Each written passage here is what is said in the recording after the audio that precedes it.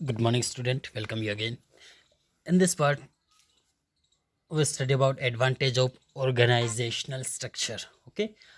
First, occupational specialization.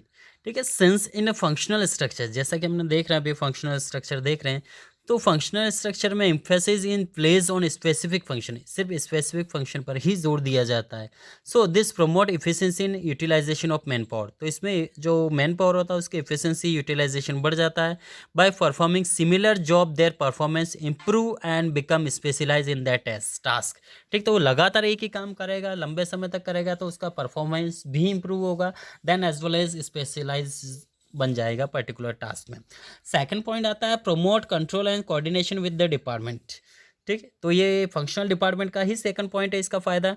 Due to similar activity grouped, due to similar activity grouped in one department there is easy supervise and better control. तो एक ही group होगा तो उसको easy रहेगा supervise करने में और बेटर कंट्रोल में. थर्ड आता है increase managerial and operational efficiency. देखिए ये उसकी जो मैनेजरल स्किल है वो भी इंक्रीज होगी as well as operational efficiency. क्यों? क्योंकि लगातार वो एक ही डिपार्टमेंट में एक ही ग्रुप में काम कर रहा है. So minimum cost lead to increase in profit. तो स्पेशलाइज भी बन जाएगा, मैनेजरल स्किल भी उसकी बढ़ जाएगी. नेक्स्ट आता है fourth, it lead to minimum duplication of efforts. This result in economies of scale and lowering cost. ठीक, कॉस्ट भी कम आएगा. Easy and effective training. As a training focus only limited skill और वन फंक्शनल ओनली. तो यहाँ पे देखिए उसका जो इजी रहेगा, इफेक्टिव ट्रेनिंग रहेगी, क्योंकि वो एक ही टास्क एक ही फंक्शन पे काम करेगा, तो उसको लिमिटेड स्किल रिक्वायरमेंट होगी और ओनली एक ही फंक्शन पे काम करेगा, तो इजी और फास्ट कर पाएगा. Next, due attention of different function. देखिए each function gets due attention under functional structure. देखिए इसमें यदि हर फंक्शन पर वो काम करेगा सही नहीं कर पाएगा, यहाँ पे एक ही फंक्शन है उसके पास तो बेटर वर्क पे तौर पे परफॉर्म कर पाएगा. अब डिसएडवांटेज भी देखिए, हर कोई होता है उसके दो साइड होते हैं, कहीं फ़ायदे हैं तो कहीं उसके डिसएडवांटेज. यहाँ पे देखिए डिसएडवांटेज देखेंगे, place less importance to overall objective of organization. देखिए functional structure place less emphasis, ये कब जो है लेस इम्फेसाइज करता है overall enterprise objective than the objective is pursued by functional head. देखिए जो फंक्शनल हेड है तो सुबह से आपको एक डिपार्टमेंट दिया, आप अपना ही काम करें, तो दूसरे पर आप अपना जो फोकस नहीं कर पाएंगे, तो लेस इंपॉर्टेंस होगा ओवरऑल ऑब्जेक्टिव. तो वो सुबह की बात, एक जो हेड होगा उसके लिए सभी बराबर होंगे, तो वो आपके इस पर इतना कंसंट्रेट नहीं कर पाएंगे. नेक्स्ट देखिए इसमें the fail to give priority of organizational structure. तो सुबह की बात ऑर्गेनाइजेशनल जो ऑर्गेनाइजेशन स्ट्रक्चर है वो प्रायोरिटी नहीं दे पाएगा. This may lead to pursuing department interest at the cost of organization structure. Next आता है प्रॉब्लम ऑफ कोऑर्डिनेशन. देखिए प्रॉब्लम यहाँ पर आएगा कोऑर्डिनेशन का, उनके बीच में सहयोग नहीं बनेगा. As each department is specialize in their own function. देखिए हर डिपार्टमेंट अपने अपने फंक्शन में स्पेशलाइज होगा. So they feel to understand the priority of their other department. तो वो सुबह सी बात है, दूसरे के जो है डिपार्टमेंट उसमें वो काम सही नहीं कर पाएंगे, तो कोऑर्डिनेशन नहीं कर पाएंगे. ठीक है, fails to understand the priority of the other department. Next inflexibility. देखिए इनफ्लेक्सिबिलिटी रहेगी, यहाँ पे फ्लेक्सिबल बिल्कुल नहीं है. In function structure employees develop narrow respective perspective. देखिए उनका जो सोच है वो काफ़ी नैरो रहेगी. As they get training in one area और स्किल, सिर्फ वो एक एरिया स्किल में ही उनका ट्रेनिंग रहेगा. They can not be transfer to other department, उनको दूसरे डिपार्टमेंट में ट्रांसफर नहीं किया जाएगा, इसलिए फ्लेक्सिबिलिटी बिल्कुल नहीं होगा यहाँ पे. नेक्स्ट आता है कॉन्फ्लिक्ट इन इंटरेस्ट. देखिए यहाँ झगड़े भी हो सकते हैं और पर्टिकुलर अपना अपना बेनिफिट भी होगा.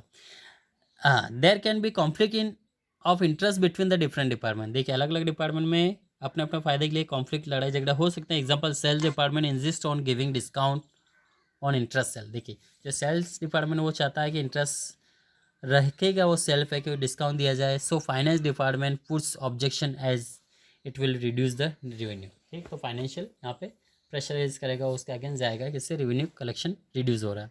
Difficult to fix accountability. यहाँ पे फिक्स अकाउंटेबिलिटी नहीं बन पाएगी, क्योंकि देखिए in case of failure of organizational objective, यदि जो ऑर्गेनाइजेशन के जो ऑब्जेक्टिव वो फेल होते हैं या वो अचीव नहीं कर पाता, so the department head blame other department. So department का जो हेड अदर डिपार्टमेंट पर ब्लेम करेगा. as well as department are interrelated and it is very difficult to find out which department is going against the organizational goal. तो ये difficult होगा कि कौन सा डिपार्टमेंट ऑर्गेनाइजेशन गोल के अगेंस्ट जा रहा है. सो ये बहुत ही डिफिकल्ट रहेगा यहाँ पे। तो इस तरह से एडवांटेज डिसएडवांटेज हमने स्टडी किया है। अब देखिए यहाँ पे कुछ सुटेबिलिटी भी देखेंगे। देखिए यहाँ पे broad of directory manager director हम देखते हैं। यहाँ पे एक एग्जांपल दे रखा है यहाँ पे। अब मैंने बोर्ड ऑफ डायरेक्टर से देखिए मैनेजर डायरेक्टर, यहाँ पे मैनेजिंग डायरेक्टर, तो यहाँ पे देखिए production marketing finance and purchasing department अलग अलग है। तो देखिए प्रोडक्शन डिपार्टमेंट का वर्क क्या होता है, processing, quality control and repair maintenance. देखिए ये प्रोडक्शन डिपार्टमेंट का वर्क होता है। सबसे पहले उसको प्रोसेसिंग करना है, क्वालिटी कंट्रोल करना है, रिपेयरिंग मेंटेनेंस करना है। मार्केटिंग डिपार्टमेंट का जो वर्क होता है एडवर्टाइजिंग करना, sales, customer service and research, ये मार्केटिंग का काम। फाइनेंस का होता है capital structure and finance planning, ठीक है, कैपिटल स्ट्रक्चर को भी बनाए रखना और फाइनेंस प्लानिंग भी बनाए रखना। परचेसिंग डिपार्टमेंट का होता है purchasing raw materials, purchase input and record machinery and record of purchasing, ये सारी चीज़ें। तो ये अलग अलग डिपार्टमेंट होता है। स्वाभाविक सी बात है इनके बीच में कॉम्प्लेक्स भी हो सकते हैं। अब देखिए सुटेबिलिटी क्या होता है। इफ़ यू आर फॉलोइंग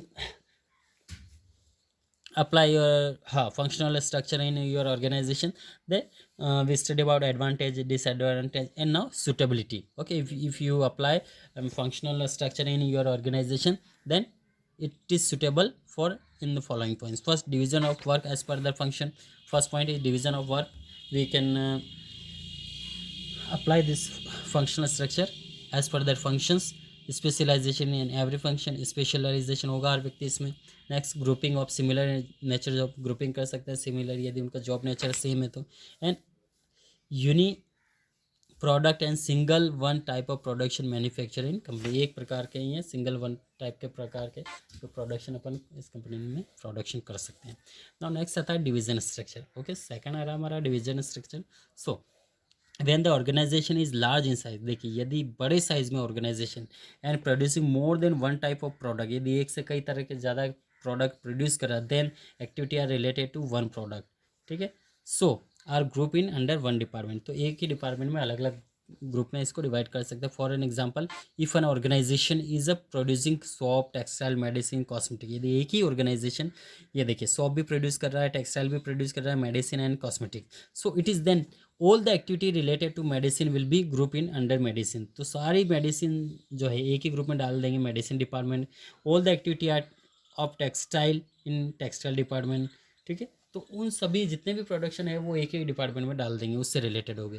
तो देखिए division structure is suitable only multiple manufacturing large organization. देखिए तो डिवीजन स्ट्रक्चर जो है बड़ी लार्ज स्केल में जो प्रोडक्शन हो रहा है तो वहाँ के लिए सुटेबल होगा, और वहीं स्ट्रक्चर जो है एक पर्टिकुलर यूनिट जो प्रोडक्शन कर रहा है उसके लिए सुटेबल होगा।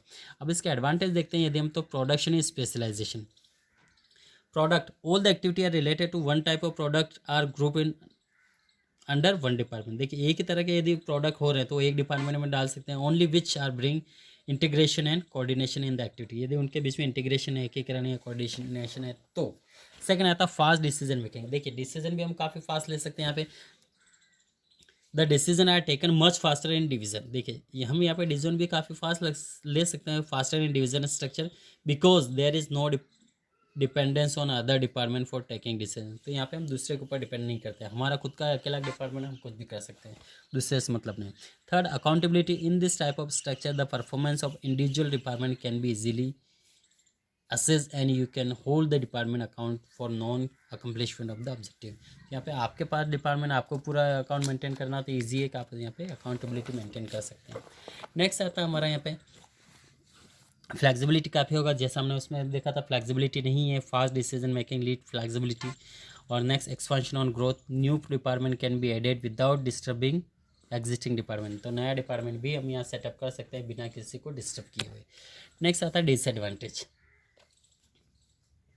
more resource required, each department will require all the resources as every division will be working an independent unit। देखिए हर डिवीज़न जो डिपार्टमेंट पूरी तरह इंडिपेंडेंट तौर पे काम करता है तो उनको ज़्यादा रिक्वायरमेंट की ज़रूरत होती है, ज़्यादा रिसोर्स रिक्वायरमेंट लगेंगे।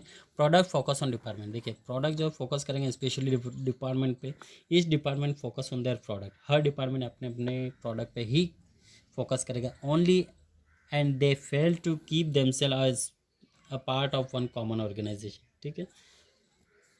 नेक्स्ट कॉन्फ्लिक्ट, देखिए conflict may arise among department on allocation of resource, देखिए एलोकेशन ऑफ रिसोर्स के तौर पे यदि हो तो यहाँ पे इनके बीच में भी कॉन्फ्लिक्ट हो जाएंगे। Next, increase in cost. देखिए it may lead to increase in cost due to the duplication of activity. देखिए डुप्लीकेशन ऑफ एक्टिविटी, अलग अलग डिपार्टमेंट, तो ये हर व्यक्ति अपना अपना काम करेगा तो से बाद कॉस्ट बढ़ सकते हैं। Providing each division with separate set similar function increase the expenditure. तो यहाँ पे खर्चा भी बढ़ सकता है। Now suitability, division structure are suitable for this. देखिए डिवीजन स्ट्रक्चर कहाँ कहाँ सुटेबल हो सकता है। First, organization producing multi product and different line of product. देखिए जहाँ पे मल्टी प्रोडक्ट प्रोड्यूस किए जाते हैं वहाँ सुटेबल हो सकता है। Organization which require product specialization, जहाँ ऑर्गेनाइजेशन को स्पेशलाइज प्रोडक्शन की रिक्वायरमेंट है वहाँ इसको लागू कर सकते हैं। Organization which require each division to be self contain, हर डिवीजन जहाँ सेल्फ कंटेन होता है as under divisional structure, each department has production sale finance and department. Next, fourth, growing companies which plan to add more line of product in future. देखिए कुछ growing companies जो future में अपने और product add करना चाहती हैं वहाँ पे इसको ये सुटेबल हो सकता है। अब देखिए different between structure and division structure we will study in next part. Thank you.